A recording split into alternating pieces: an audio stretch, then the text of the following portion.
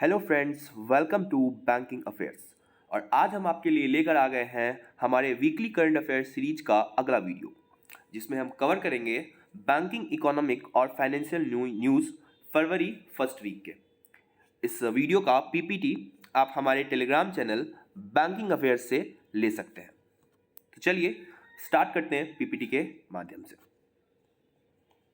तो सबसे पहले हमारा जो पहला न्यूज है वो है SPMCIL से related.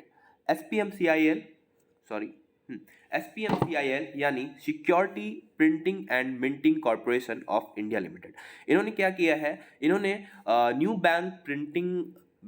Bank note printing lines setup किया है अपने करेंसी नोट प्रेस नासिक और देवास में। ठीक है, तो SPMCIL है, ये मिनिस्ट्री ऑफ फाइनेंस के अंदर आता है और इसे फाउंड किया गया था 2006 में और इसके CMD हैं तिप्ती पात्रा घोष। तो इन्होंने अपना जो प्रिंटिंग प्रेस है, नोट प्रेस है या बैंक नोट प्रेस है नासिक और देवास में, यहाँ पर bank note printing lines launch किया है।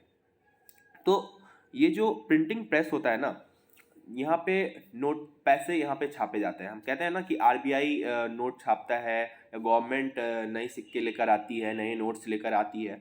तो ये लोग कहाँ से लाते हैं, कहाँ पे प्रिंट होती है या मिंट होती है?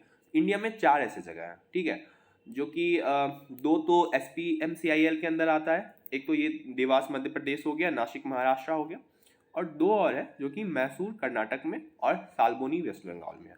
तो ये साल्बोनी और मैसूर वाला जो है ये BRBNMPL के अंदर आता है, जो कि RBI के अंदर है।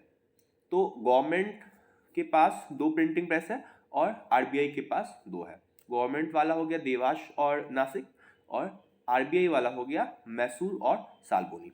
RBI का जो सब्सिडरी है BRBNMPL, जिसे हम कहते हैं भारतीय रिजर्व बैंक नोट मुद्रण प्राइवेट लिमिटेड, इसके अंदर ये मैसूर और साल्बोनी वाले आते हैं।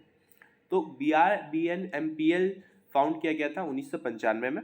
इसका हेडक्वार्टर जो है बेंगलुरु में। अपना अगला न्यूज है SBI से रिलेटेड। तो SBI ने 300 मिलियन USA डॉलर का फॉर्मोसा बॉन्ड इशू किया है और ये जो इशुएंस है इसे लिस्ट किया है इंडिया INX में। इंडिया INX क्या है?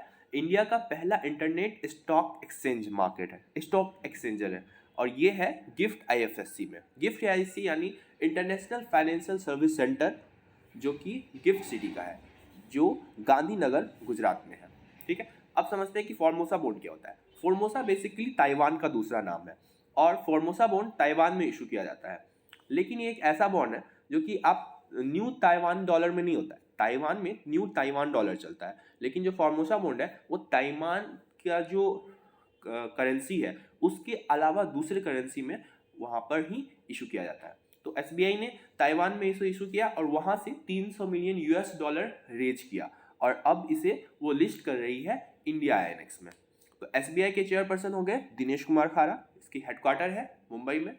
ये फाउंड हुआ था 1 जुलाई 1955 को। इसका टैगलाइन है प्योर बैंकिंग नथिंग एल्स। ठीक है, अब आगे बढ़ते हैं अपने अगली न्यूज की तरफ। तो ये रिजर्व बैंक ऑफ इंडिया से रिलेटेड है। इन्होंने रिस्ट्रिक्शंस लगाया है Indian mercantile cooperative bank limited Lucknow पे। ठीक है, और इसमें क्या रिस्ट्रिक्शन है कि 1 लाख के विड्रॉल का इन्होंने लिमिट लगा दिया है। ये कस्टमर से लिए है, मतलब 1 लाख का लिमिट लगा गया। तो RBI के बारे में जानते हैं। RBI कब फाउंड हुआ था? 1 अप्रैल 1935 में। कहाँ पर? कोलकाता में। इसका हेडक्वार्टर अभी प्रेजेंट में है मुंबई और इसके गवर्नर हैं शक्तिकांत दास। नेक्स्ट है पंजाब नेशनल बैंक और पतंजलि आयुर्वेद। इन्होंने पार्टनरशिप किया है को ब्रांडेड कॉन्टैक्टलेस क्रेडिट कार्ड के लिए NPCI से के साथ मिलकर। तो पंजाब नेशनल बैंक कब फाउंड हुआ था? 19 मई 1894 में लाहौर पाकिस्तान में। अभी इसका हेडक्वार्टर जो है वो न्यू दिल्ली में है।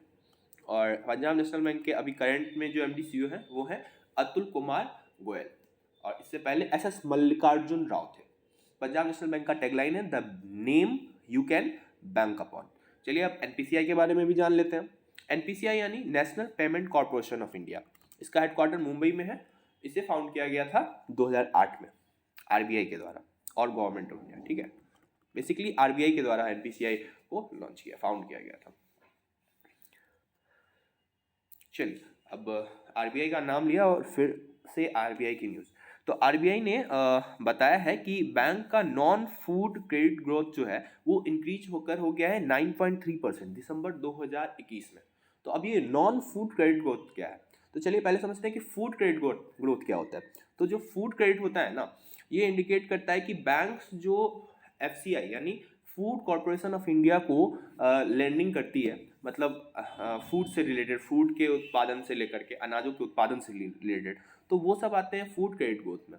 तो इसके अलावा जो भी जैसे एग्रीकल्चर में ही सेक्टर में, इसके अलावा जो दूसरे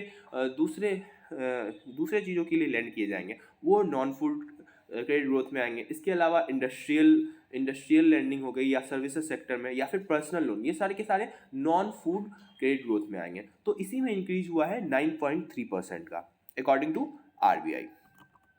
अगला न्यूज़ है वेदांता से रिलेटेड। वेदांता ने टाई अप किया है यूनियन बैंक ऑफ इंडिया से 8,000 करोड़ की फैसिलिटी के लिए एट 7.75%, यानी कि वेदांता 8,000 करोड़ का टाई अप कर रहा है यूनियन बैंक ऑफ इंडिया पे। इसको वेदांता यूनियन बैंक को इंटरेस्ट देगा 7.75%। ठीक है, वेदांता फाउंड किया गया था 25 जून 1965 में। इसका हेडक्वार्टर मुंबई में है। इसके सीईओ सुनील दुग्गल जी हैं। और यहाँ तक बात है यूनियन बैंक ऑफ इंडिया की, तो ये फाउंड किया गया था 1919 में। एग्जैक्ट डेट है 11 नवंबर 1919। इसका हेडक्वार्टर मुंबई में है और सीईओ है यूनियन बैंक ऑफ इंडिया के राजकिरण राय जी। टैगलाइन है इसका good people to bank with. अगला है एसबीआई के जो चेयरपर्सन है दिनेश कुमार खारा जी। उन्होंने कहा है कि एनएआरसीएल या बैड बैंक और आईडीआरसीएल ये दोनों तैयार हैं 38 एनपीए अकाउंट को ऑपरेट करने के लिए, जिसका वर्थ आरएस 82,845 करोड़ ये इनिशियली एनएआरसीएल को ट्रांसफर किए जाएंगे। मतलब जो एनपीए है 82,845 करोड़ का, 38 अकाउंट्स का ये एनपीए है। सिर्फ 38 अकाउंट्स का इतना बड़ा अमाउंट एनपीए है और ये जो एनपीए है ट्रांसफर किया जाएगा एनएआरसीएल को। एनएआरसीएल यानी नेशनल एसेट रिकंस्ट्रक्शन कंपनी, और फिर आईडीआरसीएल यानी इंडिया डेट रिजोल्यूशन कंपनी जो है इस पर काम करेगी कि किस तरह से इस एनपीओ को वापस लाया जाए। अगला है श्रीलंका ने डिसाइड किया है 40,000 मेट्रिक टन खरीदेगी, दोनों ही पेट्रोल और डीजल, यानी 40,000 metric tonne petrol, 40,000 metric tonne diesel. कहाँ से? इंडियन ऑयल कॉरपोरेशन से।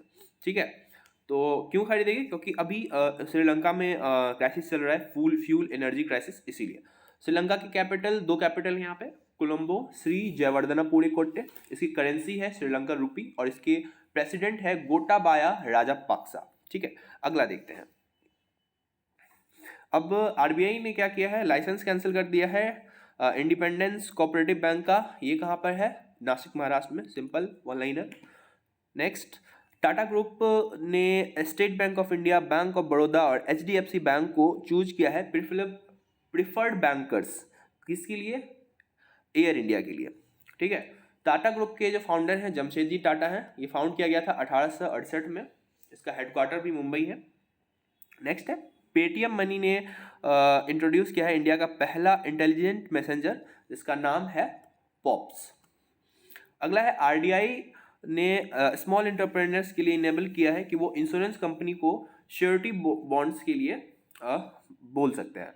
तो श्योरिटी बॉन्ड क्या होता है कि एक तरह का गारंटी बॉन्ड आप कह सकते हो कि सपोज एक पार्टी ने मतलब लोन लिया, बोरो किया कहीं से, और वो यदि वो लोन डिफॉल्ट हो जाता है तो कोई दूसरा पर्सन उसकी रिस्पॉन्सिबिलिटी लेता है। तो ये श्योरिटी बॉन्ड के थ्रू होता है कि जैसे मैं हूँ, मेरा दोस्त है, मेरे दोस्त ने लोन लिया और वो उसका लोन उसने डिफॉल्ट कर दिया, वो बोरोवर था बैंक का और वो डिफॉल्ट निकल गया, तो मैं यदि उसकी रिस्पॉन्सिबिलिटी ले रहा हूँ तो मैं श्योरिटी बॉन्ड के थ्रू लूँगा।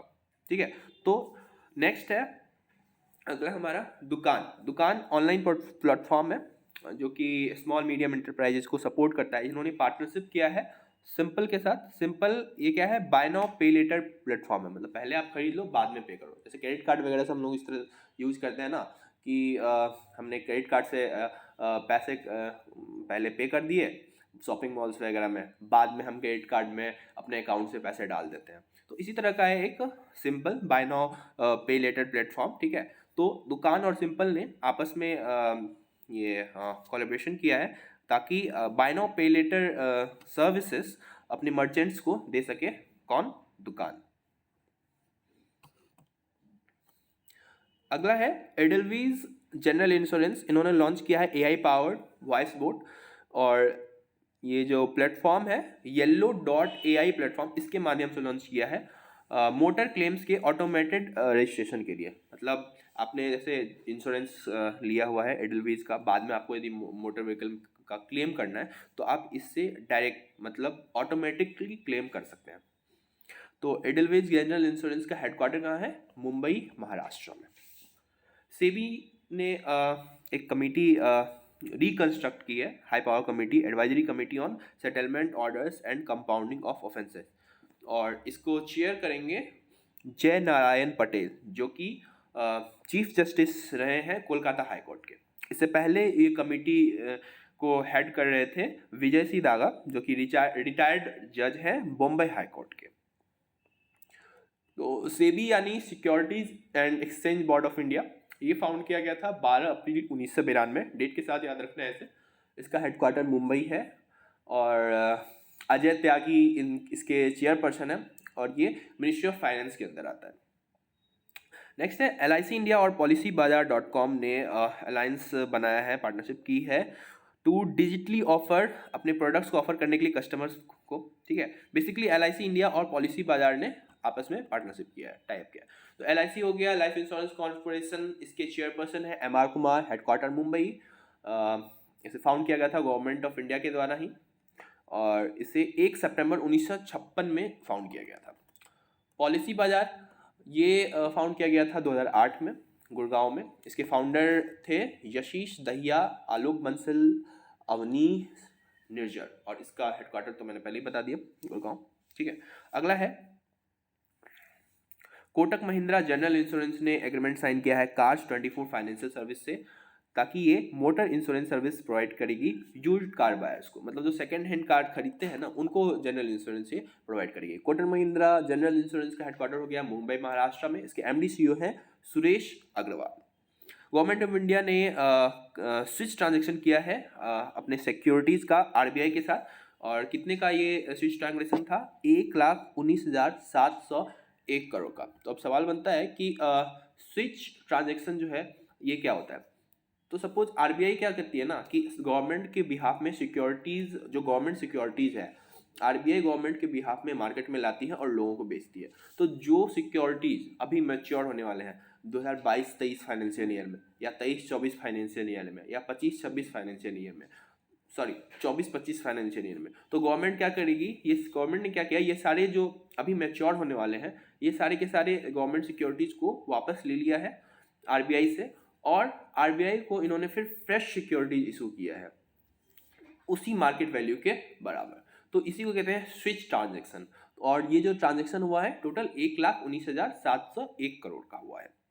अगला है RBI के अकॉर्डिंग जो ओवरसीज बोरोइंग, यानी कि बाहर से जो बोरोइंग हुई है इंडियन कंपनीज की, वो रही है USD यानी कि $, 23.28 billion first 3 quarter financial year 2022, ठीक है, जो कि जंप था 19%, मतलब 19% वो ज़्यादा है USD 19.53 बिलियन से, जो कि फाइनेंशियल ईयर 2021 के 3 क्वार्टर में था। तो 2021 के 3 क्वार्टर का डाटा है ये 19 से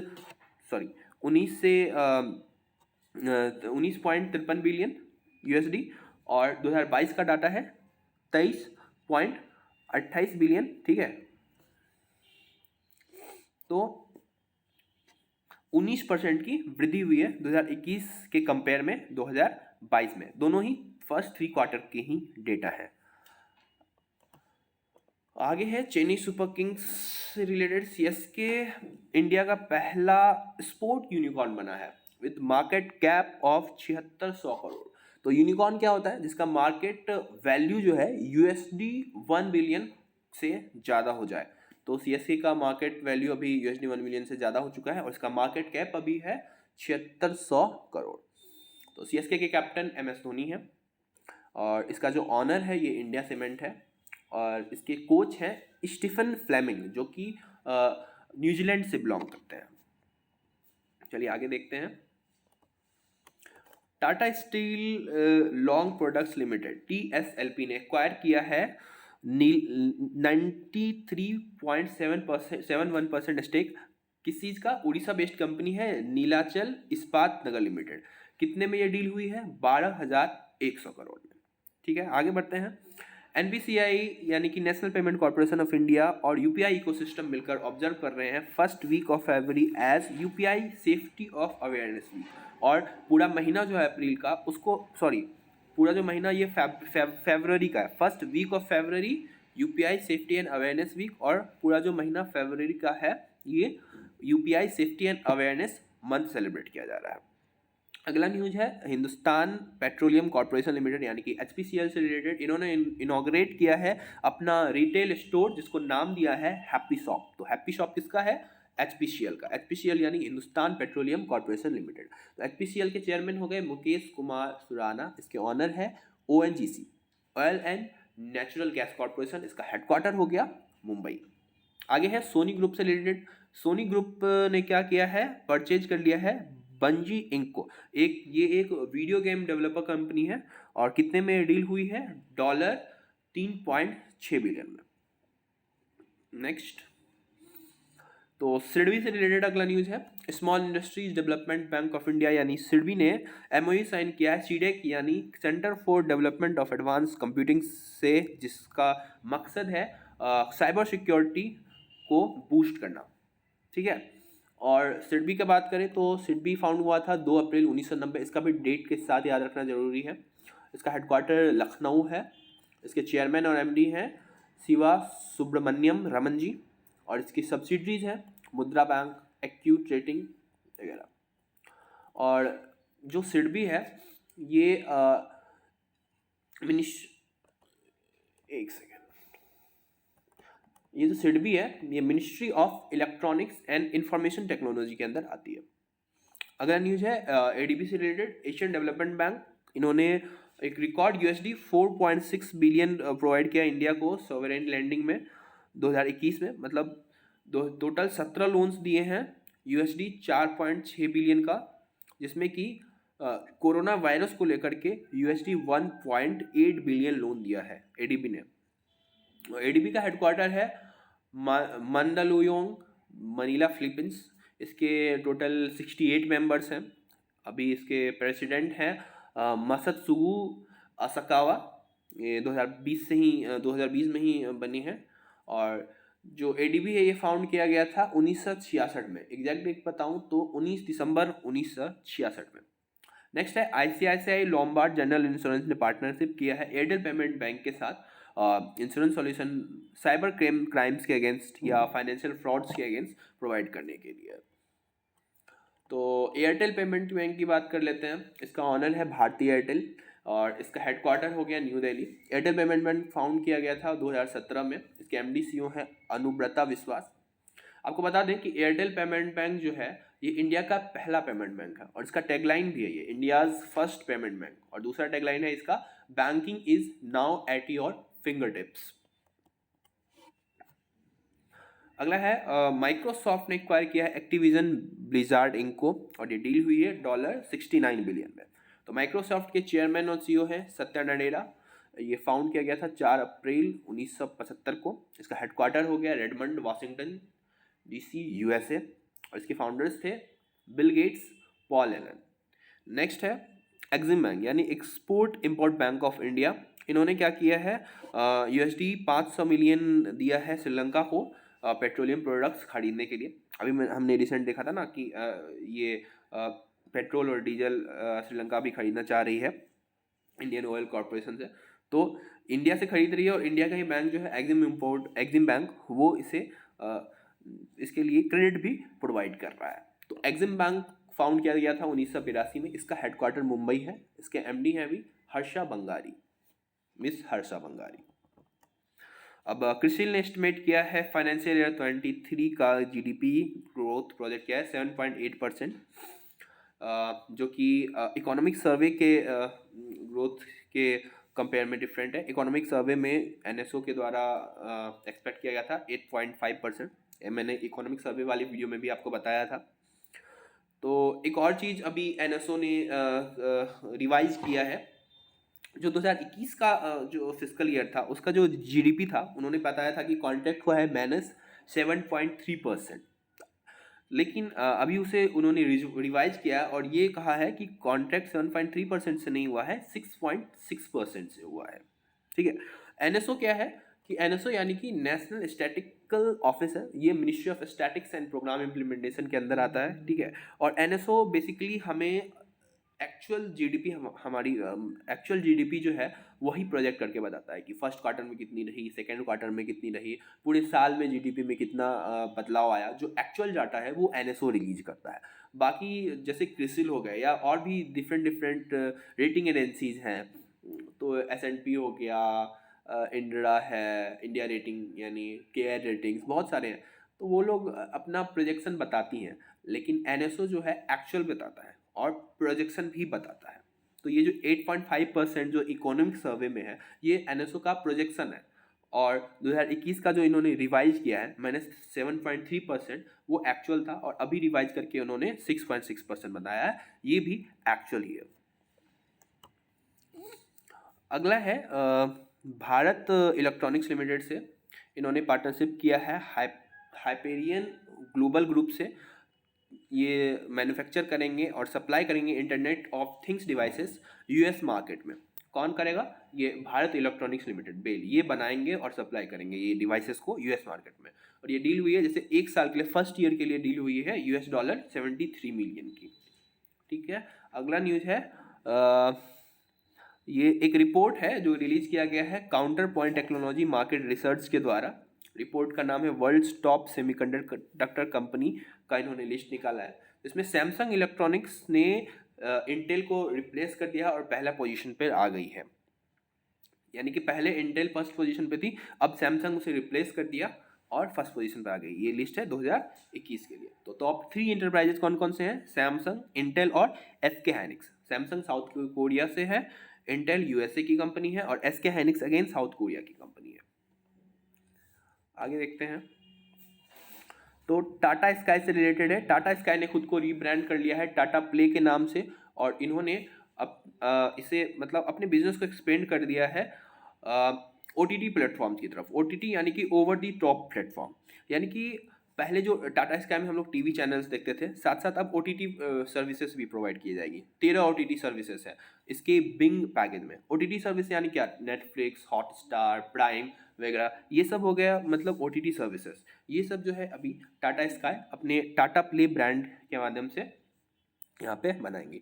अभी जमाना हो गया है ओटीटी सर्विसेज का और इवन ये सस्ता भी पड़ता है। जैसे यदि मैं G5 या सोनी लिव वगैरह सबका ओटीटी सर्विस लेता हूँ तो मुझे मतलब लगभग अराउंड 1000 के अंदर ही 1 साल का मिल जाता है। और वहीं टाटा स्काई का आप मंथली पैकेज बढ़ाते हो सारे चैनल्स का, तो वो अराउंड 300 के आसपास मंथली ही पड़ जाता है। तो ओटीटी में काफ़ी फ़ायदा है और काफ़ी लोग जो सीरियल्स, न्यूज़ वगैरह देखते हैं वो भी ओटीटी में मिल ही जाता है। इस तरह के सोनी जी या दूसरे हॉटस्टार जो भी मतलब ओटीटी प्लेटफॉर्म्स हैं, सब प्रोवाइड करते हैं channels, live news, live serials दिखाई मतलब प्रोवाइड करते हैं। तो इसलिए लोग है ना ओटीटी की तरफ ज़्यादा आ रहे हैं।